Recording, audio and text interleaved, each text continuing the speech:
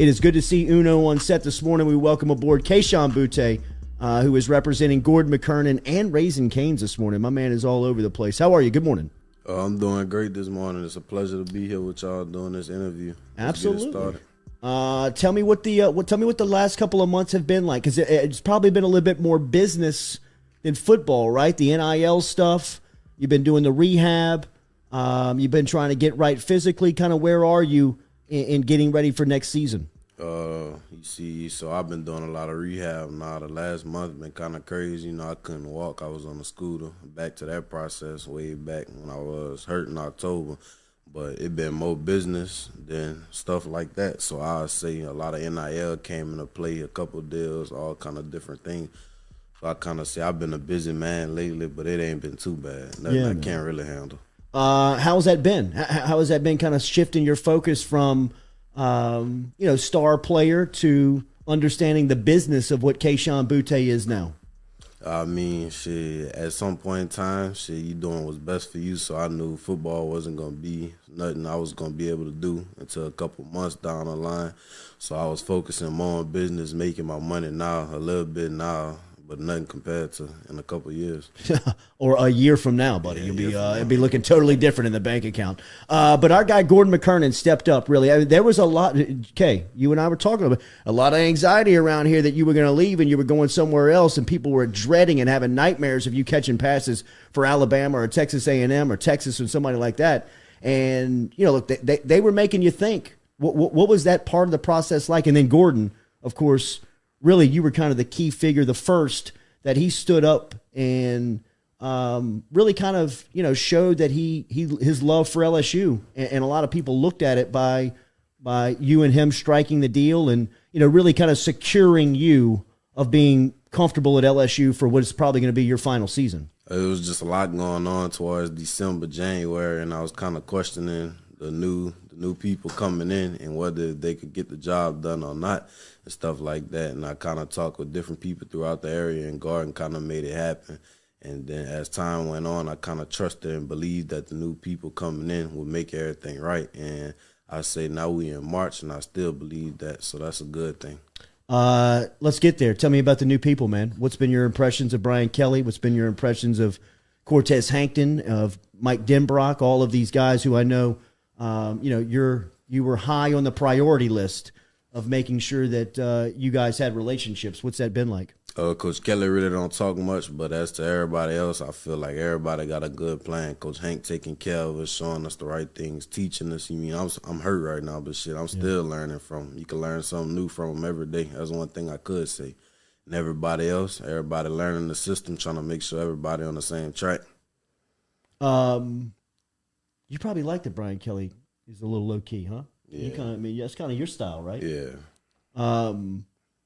What are you looking to improve on in between your sophomore and junior season? What is your points of emphasis of trying to improve your game?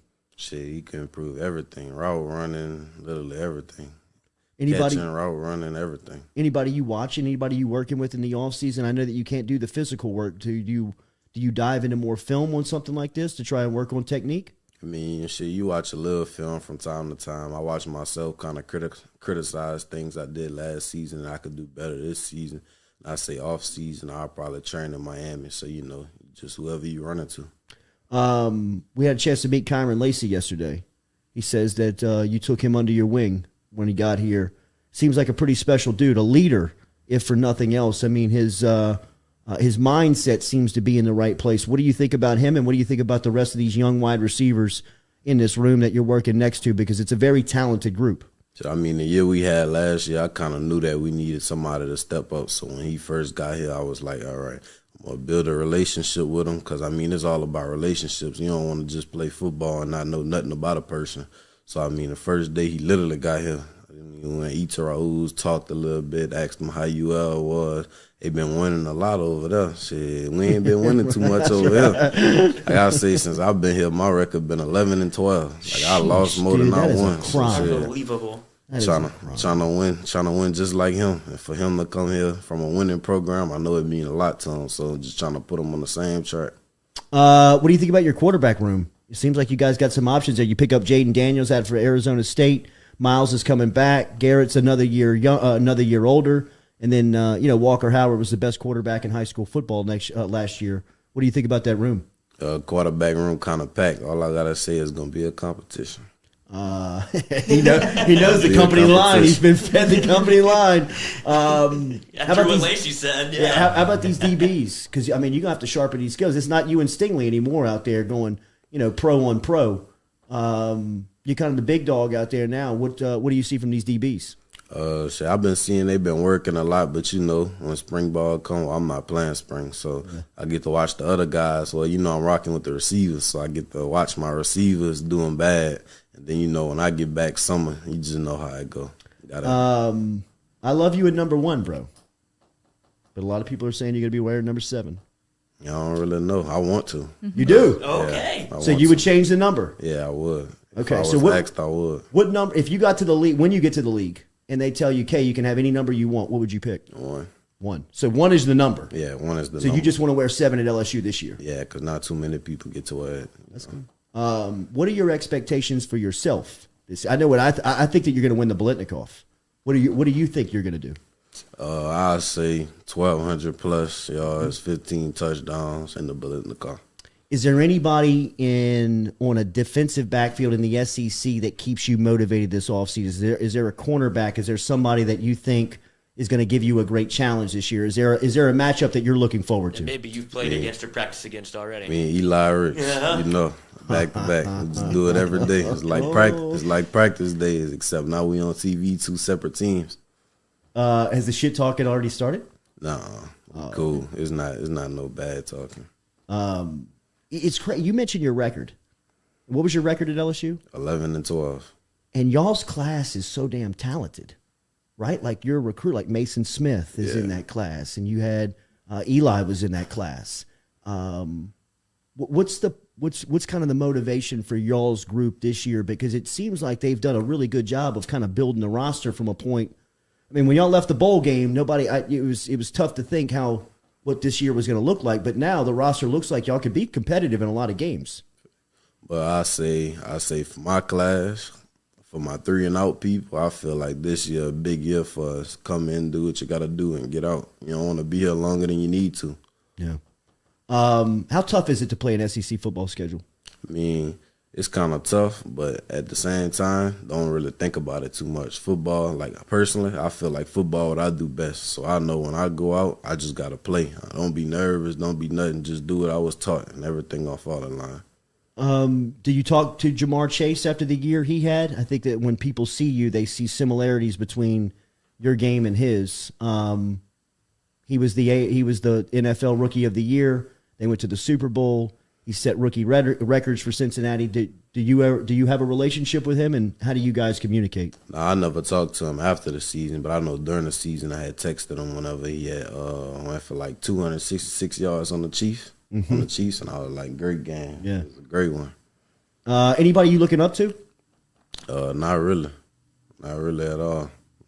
Do you write down your goals? Because Jordy asked you what you expected to do next year, and you rattled off specific numbers for yards, for touchdowns, and obviously Biletnikoff. Do you have something that you write down that you feel like that's what you have to accomplish? No, I didn't write it down. It was just something I put in my head for sure. This coaching staff, Mike Dimbront, from an offensive standpoint, has he been able to talk to you about what the philosophy is going to be, kind of like what y'all will be doing back? Kind of run past. What are they thinking as far as the scheme may be? I feel like as we learning now, we kind of learn install 1 and 2. It's kind of a mixture of both, but I'm feeling more pass than more run. You were there during the transition of Moffitt to Jacob Flint, the strength coach. How has that kind of been? I know that you've not been working out with the injury, but you've kind of been there through the drills. How was that? Moffitt was such a huge personality for the program and for what LSU football stood for, and now replacing that position. How's Coach Flint? I like Coach Flint. He coming in with a great plan. All the guys around him making sure everything good. We're doing a lot of flexibility and mobility and stuff like that. Like they actually taking care of us now. So I feel like that's a good thing for everybody. I feel like everybody like it if you ask me. Yeah. How cool was it to shoot that Super Bowl commercial? It was good. Not too many people get to do it at this young age, should I say. What have you learned from business in this NIL world? What have you learned from somebody like Gordon on this part of the process of, being able to have access to successful business people like you do right now? It's a lot of stuff you got to do in order to be a businessman. That's one thing I do know. And a lot of places and different things you need to be in order to get done what you need to get done. Kay, it's always good to catch up with you, man. Yes, sir. I know people are expecting a huge season from you. And I know that, it's probably nothing what you compare and want for yourself, but get healthy and have a great year, man. It's great to see you here, and it's good to see you getting healthy.